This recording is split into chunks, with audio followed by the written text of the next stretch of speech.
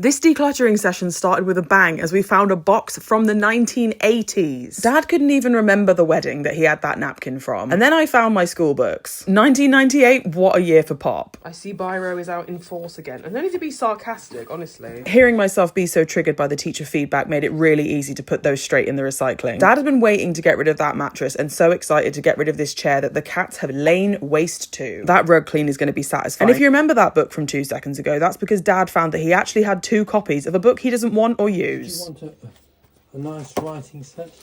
Don't write anything. So we're in the back half of the living room, which has no rhyme or reason to how things are organised. It's just kind of a dumping ground. Some things that Dad uses really often and some things that, as you will see, have been there for a long time. But it was really good to go through everything and discuss what we were getting rid of and take the time to think about how to recycle things properly and how to organise them better. Mercifully, this was the only bit of food that we found in the living room. To be honest, being a Christmas pudding, it would probably be absolutely fine if we opened it. But alas, it is going directly into the bin. As you can see, I'm not going through that much myself because it is not my stuff. So I'm just there to help and add a bit of outside perspective. And that's a really important thing to remember if you're trying to help anyone who has too much stuff or even fits the criteria for a hoarding disorder. They need to lead on this process.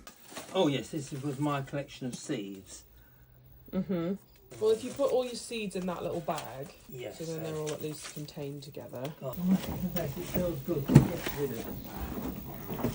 Good. I mean, that once you get started and you make progress, it is quite nice, isn't it? It's just a very daunting prospect. Until you just stop being an idiot. Get rid of the bloody stuff.